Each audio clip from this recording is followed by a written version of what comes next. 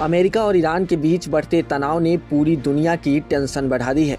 Brent crude $79 के पार पहुंच चुका है। डाउ फ्यूचर्स 200 अंक नीचे है। जापान का निक्केई टूट चुका है और साउथ कोरिया का कोस्पी 5% से ज्यादा लुढ़क गया है।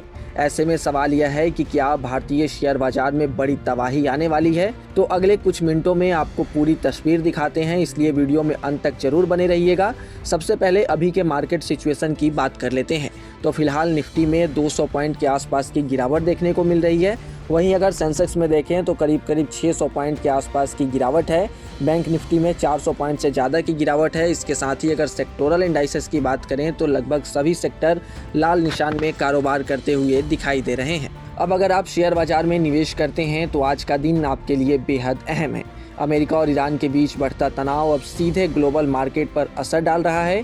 हालात ऐसे बन गए हैं कि निवेशक एक बार फिर से घबराने लगे हैं। जंग की आशंका बढ़ते ही ब्रेंट क्रूड करीब $79 प्रति बैरल के पार पहुंच गया है। तेल महंगा होते ही दुनिया भर के शेयर बाजारों में बिकवाली शुरू हो गई और इसका असर साफ भारतीय शेयर बाजार पर भी दिखाई दे रहा है। एशियाई बाजारों में चौतरफा बिकवाली ने निवेशकों की चिंता और बढ़ा दी है। निवेशकों की घबराहट का अंदाजा इससे ही लगाया जा सकता है कि एनएसई के ज्यादातर सेक्टर लाल निशान में कारोबार कर रहे हैं। Banking, auto, metal, realty, FMCG और फाइनेंशियल शेयरों में जमकर बिकवाली देखने को मिल रही है। निवेशक फिलहाल कोई बड़ा जोखिम लेने के मूड में नहीं है और सुरक्षित निवेश की तरफ बढ़ रहे हैं। दरअसल जब भी मध्य पूर्व में तनाव बढ़ता है तो सबसे पहले कच्चे तेल की कीमतें उछलती है और भारत अपनी ज़रूरत का बड़ा हिस्सा विदेशों से आयात करता है। ऐसे में अगर क्रूड ऑयल लगातार महंगा रहता है तो सरकार का आयात बिल बढ़ेगा, महंगाई बढ़ सकती है और कंपनियों की लागत पर भी असर आएगी। यही वजह है कि शेयर बाजार पहले से ही इस खतरे को कीमतों में शामिल करने लगा है। सबसे ज्यादा चिंता उन सेक्टरों को लेकर है जिनका खर्च सीधे तेल पर निर्भर करता है। एविएशन, ऑटोमोबाइल, पेंट, केमिकल और लॉजिस्टिक्स कंपनियों के लिए महंगा क्रूड अच्छी खबर नहीं माना जाता। अगर तेल की कीमतें लंबे समय तक ऊंची रहती है तो इन कंपनियों के मुनाफे पर असर पड़ सकता है, इसलिए इन शेयरों में सबसे ज़्यादा दबाव देखने को मिल रहा है।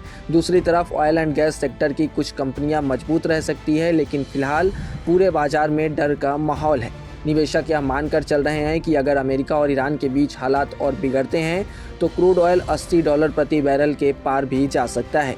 ऐसा हुआ तो सिर्फ भारतीय बाजार ही नहीं बल्कि दुनिया के ज़्यादातर शेयर बाजारों पर दबाव और बढ़ सकता है। विदेशी निवेशक भी ऐसे समय में उभरते बाजारों से पैसा निकालकर सुरक्षित जगहों पर निवेश करना पसंद करते हैं। अगर एफआईआई की बिकवाली तेज होती है तो भारतीय बाजार में गिरावट और गहरी हो सकती है।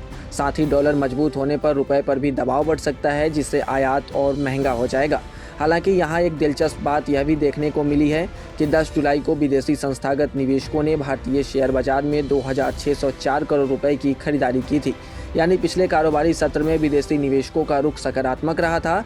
लेकिन अब अमेरिका ईरान तनाव बढ़ने और ग्लोबल मार्केट में तेज बिकवाली के बाद यह देखना बेहद अहम होगा कि क्या एफआईआई अपना रुख बदलते हैं या नहीं।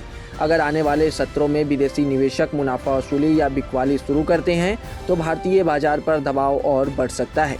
वहीं अगर एफआईआई खरीदारी जारी रखते हैं तो गिरते बाजार को भी सहारा मिल सकता है। फिलहाल बाजार की नज़र सिर्फ एक चीज़ पर है, अमेरिका और ईरान से आने वाली हर नई खबर पर। जब तक तनाव कम नहीं होता तब तक बाजार में उतार चढ़ाव का दौर बना रहेगा।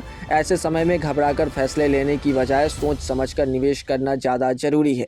शॉर्ट टर्म ट्रेडर्स को स्टॉप लॉस के साथ ट्रेड करना चाहिए, जबकि लंबे समय के निवेशक मजबूत कंपनियों पर नज़र बनाए रखें। आने वाले कुछ दिन शेयर बाजार के लिए काफ़ी उतार चढ़ाव वाले साबित हो सकते हैं। सबसे अहम बात यह होगी कि ग्लोबल मार्केट का सेंटीमेंट कितना जल्दी सामान्य होगा और विदेशी निवेशकों का अगला कदम क्या रहता है, क्योंकि फिलहाल भारतीय बाजार की दिशा काफ़ी हद तक इन्हीं दो फैक्टर्स पर निर्भर करती दिखाई दे रही है। ऐसे में अगर आप एक निवेशक हैं तो सोच समझकर निवेश कीजिएगा और बिना सलाह निवेश करने से बचना जरूरी है। इसके साथ ही ऐसे ही तमाम अपडेट्स और शेयर मार्केट से जुड़ी तमाम जानकारी के लिए आप बने रहें गुड रिटर्न्स डिजिटल के साथ।